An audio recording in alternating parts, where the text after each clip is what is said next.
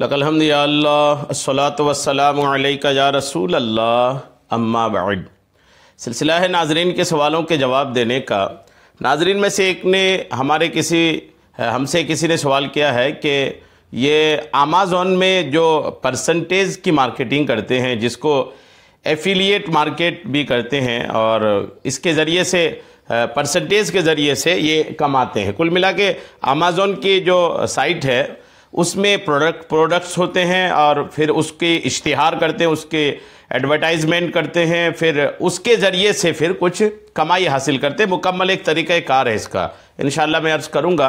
तो यूँ अमेज़ॉन के वेबसाइट में एफिलिएट मार्केटिंग के ज़रिए से अगर कोई कमाई करता है परसेंटेज के हिसाब से, तो वो परसेंटेज उसका लेना कैसा है, जायज़ है या नाजायज़ है, किस सूरत में जायज़ है, किस सूरत में नाजायज़ है, इंशाअल्लाह पूरी तफसीलात में आपको अर्ज़ करूँगा।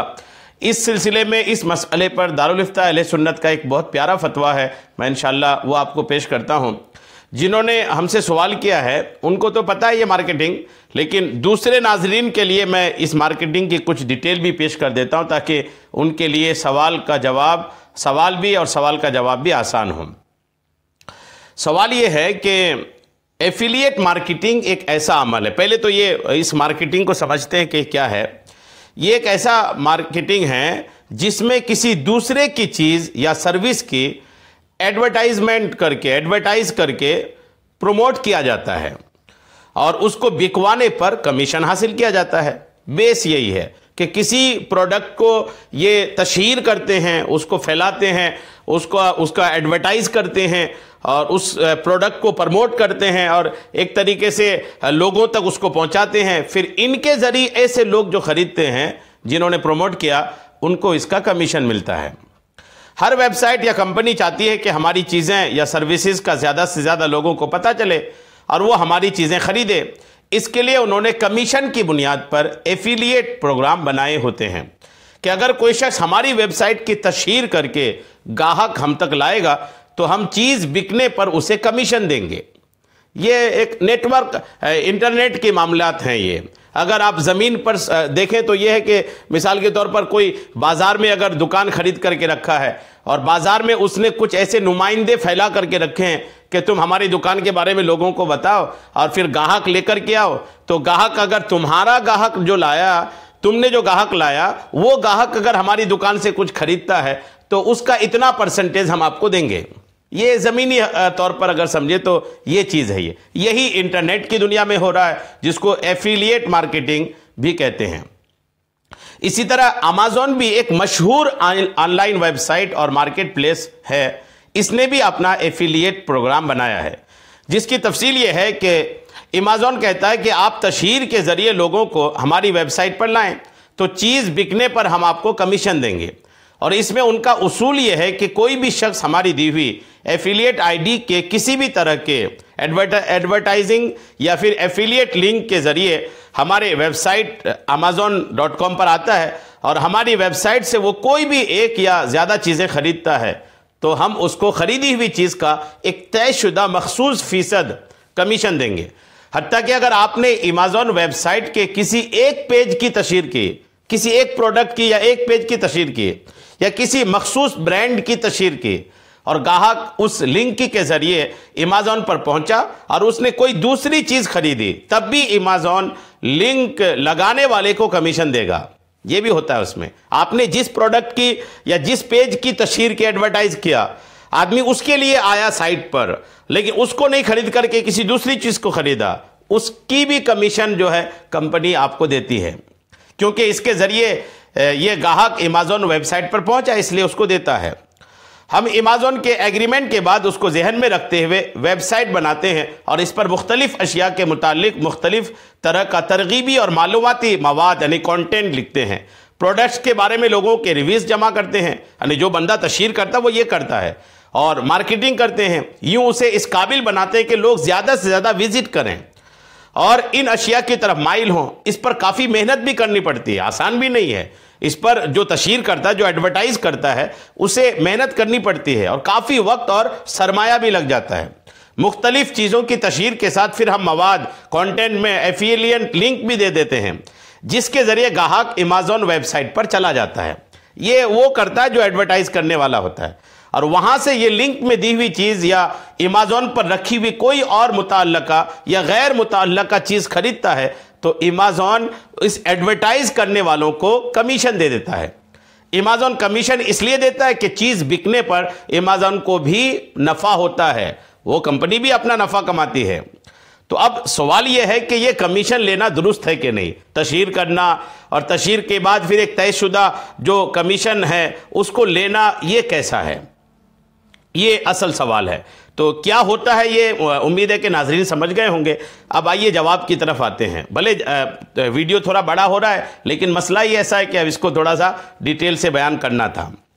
जवाब सुनिए आप कि अगर आप अमेज़न पर मौजूद किसी जायज़ प्रोडक्ट की तशहीर यूं करें कि उसमें झूठ, धोखा और गलत बयानी वगैरह ना हो।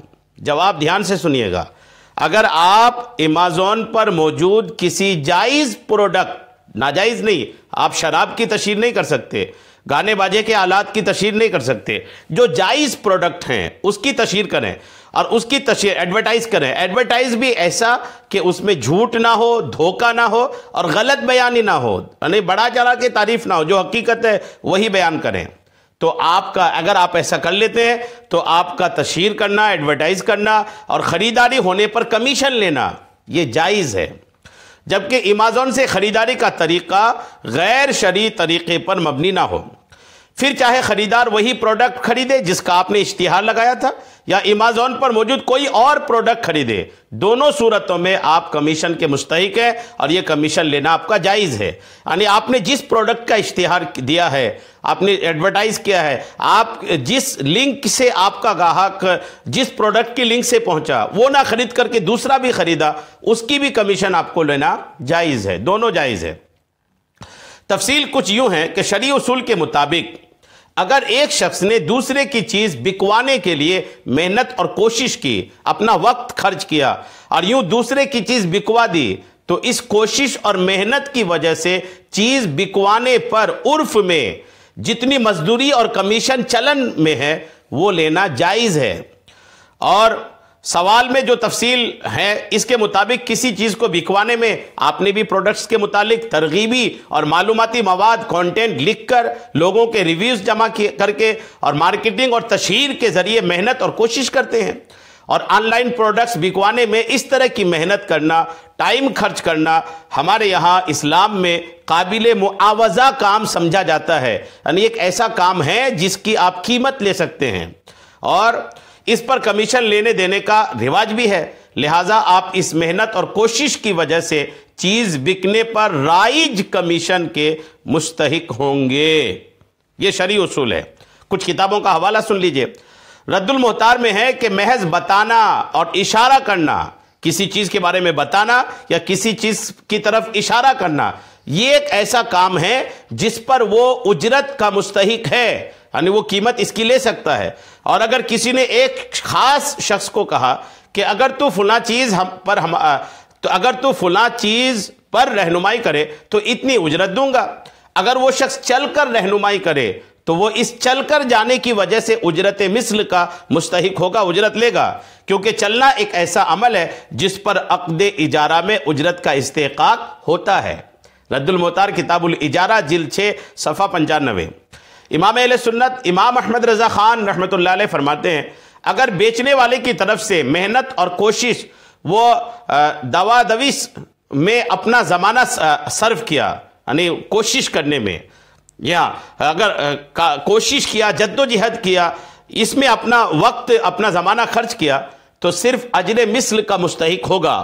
यानी ऐसे काम इतनी सही पर जो मजदूरी होती है उससे जायद ना पाएगा, अगरचे बेचने वाले से करारदाद कितनी ही ज़्यादा का हो। और अगर करारदाद अजर मिस्र से कम का हो तो कम ही दिलाएंगे कि सुकूत ज़ियादत पर खुद राज़ी हो चुका है। तो इस तरह के काफ़ी किताबों के हवालात हैं बहरहाल ये कि और तफसीलात ना देकर मैं आपको मसले की वजाहत कर देता हूं कि अगर जायज़ प्रोडक्ट है, आप अगर गलत बयानी नहीं कर रहे हैं, धोखा नहीं है आपके बयान में, आप तरगीब देने में, लोगों के रिव्यूज़ लेने में, लोगों को जमा करने में, जो कंटेंट बनाते हैं, जो भी आप उसमें लिखते हैं, उसमें गलत बयानी नहीं है, प्रोडक्ट जो है वो जायज़ और हलाल है, तो आपको कमीशन अमेज़न से लेना बिल्कुल जायज़ है, इसमें कोई हरज नहीं है। अल्लाह करीम हम सबको शरीअत के तमाम मसाइल सीखने, समझने और उस पर अमल की तौफीक अता फरमाए। आमीन। बेजाहिन नबी की अमीन सल्लल्लाहु तआला अलैहि वसल्लम।